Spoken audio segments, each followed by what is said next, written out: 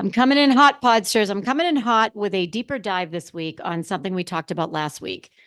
What we talked about last week was or is my 3 career commandments.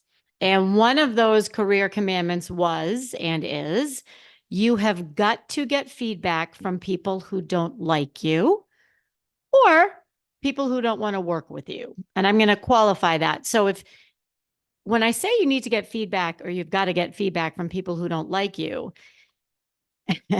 that's always hard to hear because unless you're a total jerk, you kind of want everybody to like you, but they're not going to. And you probably right now, there's someone at work that you don't particularly care for, or someone that you have kind of issues with. That's okay. You don't have to like everybody. You do have to be able to work with everybody. So, the reason why I feel so passionate about getting feedback from people who don't like you is because if they don't like you, they probably don't want to work with you. And if they don't want to work with you, they have probably made that known. I'm not saying that they're bad people because they probably aren't. They might just not really like working with you. So somebody might say, "Hey, Mary, I'm going to put you on this project with Nancy." Or, "Hey, Mary, I'm thinking about Nancy for this project. What do you think?" And Mary might say, doesn't matter if Mary is higher up than I am in the organization, equal, lower in the hierarchy, doesn't matter. If Mary says, "Oh, you know what? Last time I worked with her, I found it a little difficult to move the project along or whatever," that's negative feedback on you. And it's okay. Like I said, not everyone's going to like you, nor is everybody going to want to work with you. And as long as you know you did everything you could, you will come out ahead in this situation. Here's what I mean. And here's why I'm bringing this back again this week. After publishing that 3 career commandments episode, this is what happens, Podsters. This is so odd. Like I'll come up with a topic and I'll be like, "Oh, I don't really know." And then all of a sudden the universe will throw this topic in my face. So I was speaking with somebody earlier this week and it came up. I was speaking with somebody yesterday and it came up. And I was speaking with someone this morning and the same thing came up. And the person I was speaking to this morning is a very senior level executive.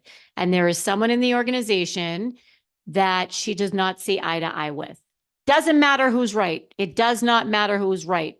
What matters is that person works for the company, that person has someone's ear, and that person may, on purpose or by mistake, be communicating negative things about you. And you want to try to avoid that if at all possible. So here's what happens when you solicit feedback from people who don't like to work with you.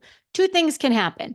One, they will say something about you that is true and you can address it. And we'll talk about that in a second. That's what I want to call a real issue. Or 2, they'll say something that is a perception and then you can manage the perception. So I have a lot of thoughts on both of these. So buckle up. All right, let's start with the real issue. The real issue is a real issue. Maybe sometimes I find Nancy hard to work with because she just takes over. Okay. I've had to work long and hard in my career to not be the person who takes over. I am sure many of you feel the same thing. Okay. If we're going to have a 35-minute conversation about it, I will just do it. That is not necessarily a very team-oriented approach. So I've learned over my years, just because I can do it faster doesn't mean I would do it better. Just because somebody does it differently does not mean that it's not the right way to do it. So the real issue could be a couple of things. One, it could be a blind spot that you don't know you have. It could be something that you don't think is a big deal that is a big deal. It could be something you're doing or a manner in which you are behaving that was acceptable at your other company or a prior company or a prior team that is not really jiving with your new team members. Constructive feedback, or when somebody tells you something that in an area that they'd like to see you improve, that is not a bad thing. And it is gold, actually, because if you don't address it, it can derail your career. So I remember I've had quite a few people in my career share some tough truths with me. And I'm so grateful they did because I was walking around thinking everything was fine. And if they hadn't told me that, I would have thought everything was fine and I wouldn't have been able to correct the behavior. So if it's a real issue, you can correct the behavior. The other issue, and this one is in my opinion even more difficult to manage. And I'd actually love your feedback on this. Shoot me a note. Let me know which one you think is more difficult. Real issue or perception. So one would think that, oh, it's someone's perception. I can manage that. Oh, that's great. It's not really a problem. I just need to manage that perception, which in theory sounds super easy. However, people's perceptions are their realities, and you can try to manage it all you want. And sometimes their perception is going to be their perceptions. Something might have happened. You might have said something. You might remind them of someone. You might have gotten a job that they were going for. You might have a particular style or a particular trait within your style that rubs them the wrong way. You get to choose how you want to manage it. Why I think it's a little difficult is because perception is their reality. It's not necessarily reality. So you might perceive me one way. Well, that's not true. That's not true. Doesn't matter if it's true. It's true to them. So for me, it's particularly upsetting because if this, and this is how I feel, if you want to ding me for something that's true, great. Thank you. Thanks for bringing that to my attention. Yes, I know. I know that sometimes because I'm so passionate about what I do, I can take up all the energy in the room. Or I know that sometimes because I love what I do, I forget that not everybody sees it the same way or whatever the case may be. Those are real, great. I'm going to work on that and be a better person. The perception thing, again, to me is that's their perception. That's on them.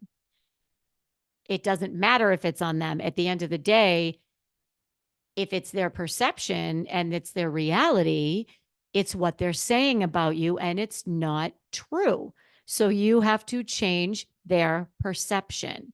So there's a few ways you can do this. And we kind of skittled over it. See what I did there? Skittled. If you're watching on YouTube, there's some Skittles in the background here because as you may or may not know, I am hopelessly addicted to Skittles. I'd like to share something with you all. Someone recommended that I freeze them once, and I thought that was pretty disgusting. And I have to tell you, it's a game changer. Freeze frozen Skittles. Okay. Just you're welcome. All right. So, perception. There's a few things you can do. You can, one, try to debunk the perception, right? So, this could be something like, hey, Jen, I know you think sometimes that I bulldoze you. And what I want you to understand is I'm so passionate about what I do. Sometimes I need to remember that I can speak excitedly and I can speak quickly. And I never want you to think that I don't value your opinion. If it happens again, can you bring it to my attention? Because I really want to get better at that. Okay, great. Okay. Doesn't matter if I'm bulldozing Jen. The fact is Jen feels like I'm bulldozing Jen and I don't want her to feel that way. So her perception, right? Her perception because of how she views the world. My perception's different. Doesn't matter. Jen, how can I work with you in the future on that? So what I did there was I kind of debunked it a little bit because without saying I'm not bulldozing you, I said, I know sometimes I can do this and this is how you can feel. That's not saying that I'm bulldozing you. It's very different. It's saying, I know sometimes because of how I behave, you can feel like I'm bulldozing you. That is not my intention. How, blah, blah, blah, blah, blah. Okay. So one is to do debunk. Two, this one's a biggie. You can have a straight up conversation about it. And that would go something like this. Samantha, I know that we both have really strong personalities and I know we both want this project to be a success. I want to make sure that I'm doing everything I can to move the project forward. So maybe you can think about it and let me know how I can make it easier for you to work with me. Here's a few things. First of all, you're vulnerable, like huge. You're admitting that maybe you could do something different. Doesn't matter if it's true, it's her perception. So that's the first thing. Two, you're admitting the fact that we don't always see eye to eye. And I'm not trying to be your friend. I'm not trying to get you to like me. The end game here is that we move this project forward. What can I do to help move the project forward? Most people during the course of that conversation will be, first of all, blown away that you had the emotional intelligence and the awareness to be able to say that. Two, that you're asking them for feedback about what I can do better. And three, they will respond in kind. So I've had this conversations with people before. Hey, I know that last time we worked together it didn't go that great. What can I do differently? Tell me how I can make it easier for you to work with me. And 9 times out of 10, they will say, you could do this and this. And now that I think of it, what do you think? What can I do differently? Unless the person is a total jerk, but we're not going to go there. Anyway, they will usually respond in kind and ask you what they can do differently. And that's your opportunity to be honest and say, when you send me something at 4 o'clock and you need it by 9 o'clock the next morning, I don't know if you understand that I have children or I have, other priorities, and it's really hard for me to turn it around that quickly. Great. Process improvement. You change the process. Bing, bang, boom. You guys are working better together. And when I talk with people about this and when I coach people on this, inevitably they will ask the question, which is, well, what do I do if this person just keeps blowing me off? Okay, very frustrating. Yes, it is, because not only do you not agree with this person's perception or evaluation of you, you're going out of your way to try to make things better, and they could care less. They're blowing you off. Doesn't matter, again, if they are the same level as you, higher than you, lower than you in the organization, doesn't matter. You're extending an olive branch and they're throwing it in your face. No one ever likes that. Here is the ultimate win in this situation. You've tried to set up time with them, probably more than once or twice. You have done everything in your power so that the two of you can work together. So when and if that person somewhere, somehow says, yeah, I find it hard to work with Nancy because, she has really unrealistic expectations. If that person says this and it comes to your attention, you can say, you know what? I had heard that, and I've tried to talk to her a couple times. I don't know if, I don't know if it's me or, I just don't know, but, the 3 times I tried to get time on her calendar, she just didn't respond. So, help me, boss, help me. How can I help her? Who looks like the good guy in this situation? You do, because you've made the effort, you've seen the feedback, you've recognized the feedback, you've accepted the feedback, and you've made an effort to change the situation or the behavior so that the two of you can work together. And if the other person isn't interested, that's out of your hands. So you've just showed your boss that you all of those things and that you can take the high road. You've also modeled the behavior for this other person. Sometimes, Podsters, the real truth is you might have friction with someone and it has nothing to do with you. They could be going through a terrible time in their life. You could remind them of someone. They could feel threatened by you. They could, you could have said something 3 years ago that they remembered that was taken the wrong way. There could be any number of reasons. And in taking the high road, you're saying and showing, I'm mature enough to understand that the business is more important than my personal feelings here. So I'm a grown up and I'm trying to move it forward. And no one can argue with that. Nice little side benefit there is if the person that's blowing you off actually, if it comes out that this person continues to blow you off, I mean, they're not going to look very good, Podsters. And who's going to look great? You are, Podsters. And not only are you going to look great, you're going to feel great because you did everything you could. I want to be better. I want to be a better teammate. I want to be a better speaker. I want to be a better coach. I want to be a better partner. I want to be a better friend.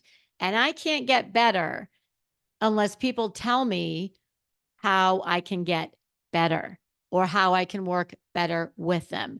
In my opinion, the worst review that you can get from your boss is when they say, "You are doing such a great job, there's really nothing I would change." Come on, there has to be something you would change. There has to be something. You can't grow and you can't be better unless you can see what these blind spots are and you can course correct. And I'll tell you, there have been a few really significant changes to how I behave at work that really made the difference in me enjoying the career that I enjoyed. And I see people who don't want the feedback that, it's everybody else's problem. It's not their problem. This person's out to get me, and this person this, and this person that, and they stay where they are. They don't have the same career trajectory that I know you do, or you will, by listening to this podcast, by being you, and by asking for feedback when you don't want to hear it. And the added bonus is the people who are sharing with you what you can do to be better, they're helping you. And it's the people who don't.